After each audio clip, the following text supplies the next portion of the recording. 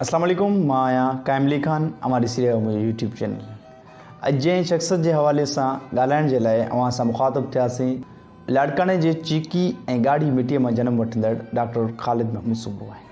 Doctor ख़ालिद Mahmud Soomro 7 May 1959 में लाड़काने भरिसां आकिल ॻोठ में जनमु वरितो।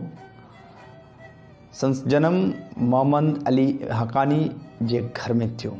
डॉक्टर साहब हिकु आलिम दीन ऐं दीनी बुज़ुर्ग जे घर में जनमु वठण जे करे दीनी इल्म सां संस चाह बचपन खां ई हो।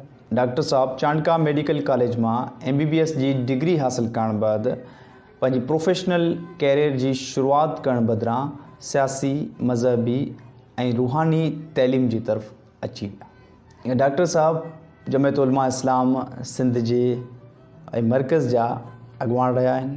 पाण जनरल सेक्रेटरी जे उहिदे ते मुख़्तलिफ़ टाइमनि ते चूंडिजी विया आहिनि। जमियत उलमा इस्लाम ऐं उन जी ख़ुशकिस्मती रही आहे त उहा उन वटि डॉक्टर ख़ालिद महमूद सुमरो जहिड़ी शख़्सियत संस नुमाइंदगी जे लाइ सिंध में मौजूदु हुई। डॉक्टर साहब दीन जी तबलीग करण सां गॾोगॾु पाण खे सिंध जो मुहाफ़िज़ बि साबित करे ॾेखारियो। डॉक्टर सिंध जे मड़नी ॿारंदड़ मसइलनि ते पाण सेनेट जे बाला ऐवान में हर वक़्तु गूंजंदा रहंदा हुआ ऐं सिंध जे हर इशू ते पाण आवाज़ु उथारियो, जंहिंजो मिसाल सेनेट जी तारीख़ में कॾहिं बि कोन थो मिले। डॉक्टर साहब सेनेट जे मुख़्तलिफ़ स्टैंडिंग कमेटीज़ जा पिणु मेंबर ऐं चेयरमैन बि रही चुका हुआ। डॉक्टर साहब मुल्क जे मुख़्तलिफ़ उहिदनि में रहण बावजूदु बि संस तबियत में मीठ, मोहब्बत, नरमी ऐं बहादुरी शामिल हुई। डॉक्टर साहब ख़त्म नबूअत, रेशमी रुमाल तहरीक ऐं आज़ाद तहरीक आज़ादी ऐं ॿियनि तहरीकनि में वॾो किरदारु अदा कयो। MRD तहरीक दौरान डॉक्टर साहब न फ़क़ति जमहूरियत जे बहालीअ जे लाइ ॻोठनि झर झंग वाहिण बस्तीअ में तबलीग कई, जमहूरियत जे बहालीअ जे लाइ किरदारु अदा कयो, पर 9 महीना जेल काटियो। हिकिड़े पाण ईअं चऊं त जमियत उलमा इस्लाम सिंध में वधीक फ़ाल डॉक्टर ख़ालिद महमूद सुमरो जे महिनत, कोशिश ऐं काविशनि सां थी आहे त इन में को बि वाद न आहे। डॉक्टर साहब जे जमियत में अचण खां अॻु में जमियत इलाही पुठिते पियल हुई। डॉक्टर साहब हिकु वॾो तंज़ीमी पोरियो कयो।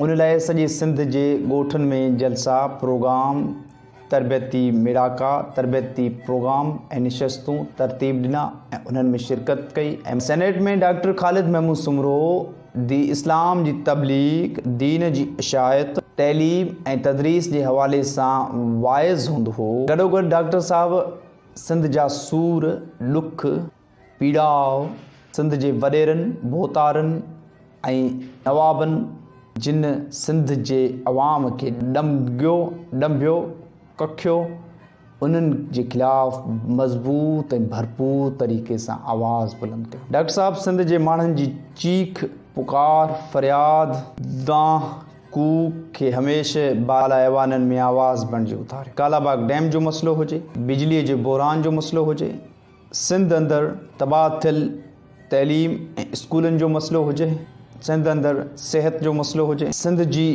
उन भुॻड़नि मुठ नीलाम थींदड़ ज़मीननि जो मसइलो हुजे, कारूंजर जबल जो मसइलो हुजे, सामूंडी ॿेटनि जो मसइलो हुजे, ॿनियुनि जे खेतनि, चेटनि ऐं खूहनि जे पाणी जो मसइलो हुजे, थर जे कोयले जो मसइलो हुजे, उन्हनि ते शदमद ॾेई शहीद आवाज़ उथारियो। डॉक्टर साहब जो ख़ाल पूरो थी नथो सघे।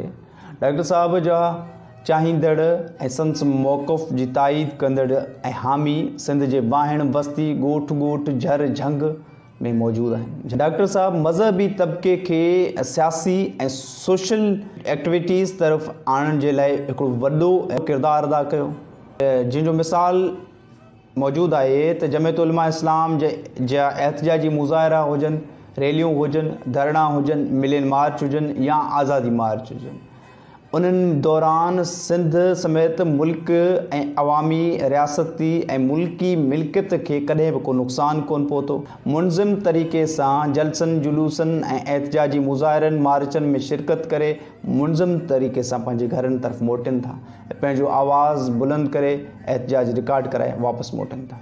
जो ख़ूबसूरत मिसाल डॉक्टर साहब जी शहादत वक्त संस शहज़ादे मौलाना नासिर ख़ालिद महमूद सुमरो जिन पंहिंजे वालिद साहब जी शहादत वक्त संस कारकुननि खे हिदायत कंदे चयो आहे त ही धरती ही शहर मुंहिंजे वालिद साहब जा आहिनि। मां नथो चाहियां त मुंहिंजे वालिद साहब जे शहरनि ऐं धरती जे हिकिड़े पन खे बि नुक़सानु पुॼे। यकीन कयो त रोडनि ते मौजूदु हज़ारनि जे तइदाद में कारकुन रोड साफ़ कंदे नज़र आया ऐं लाड़काने तरफ़ जा डॉक्टर साहब जी शहादत बाद जनाज़े में शिरकत जे लाइ पहुता।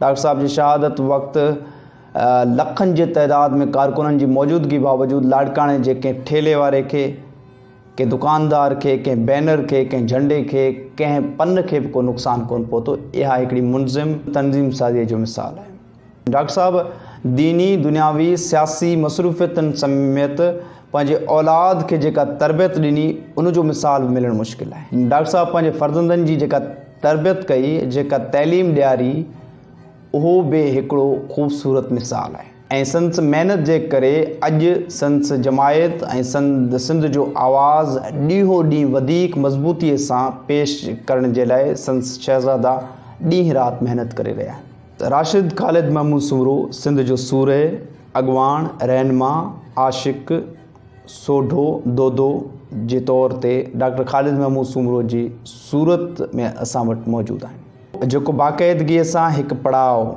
हिकु सॾ, हिकु कूक ऐं हिकु गूंज जे तौर ते असां वटि मौजूदु आहिनि। डॉक्टर ख़ालिद महमूद सुमरो जेको हिकु अनमोल हीरो हो, न विकियो, न झुकियो, न रुकियो, न हटियो।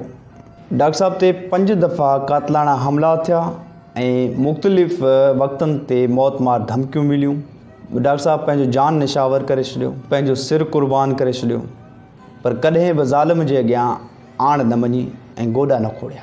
जंहिं सबबु संदसि शहज़ादनि में उहा जुरत, उहो जज़्बो, उहो ई हौसलो, उहो साॻियो ई वलवलो जेको मेहराण जे मौजनि वांगुरु मौजूं हणे पियो, ज़रे बराबरि बि पंहिंजे वालिद जे नक्श क़दम खां पुठियां न हटिया, बल्कि अञा अॻिते वधनि पिया। उमेन त शहीद डॉक्टर जंहिं मिशन ते हुया, जंहिं काज़ ते हुया, जंहिं मक़सद ते हुया, जेको हुननि जो हदफ़ हुयो, जे हासिलात लाइ संदसि फ़र्ज़ंदनि जी कोशिशूं ज़रूरु कामयाबी माणींदियूं। ऐं हिकिड़ो सिज हिन धरतीअ ते अहिड़ो नमूदार थींदो जॾहिं धरती जे लाइ जानियूं क़ुर्बान कंदड़ जोधनि जवाननि जा ख़्वाब साबिया थींदा ऐं हीअ सिंध हिकु ॾींहुं ज़रूरु नए सिर जनम वठंदी, जिते दीन, धर्म, रंग, नस्ल जूं पाबंदियूं इंसाननि खां कोहे दूर हूंदियूं। Thanks for watching my YouTube channel.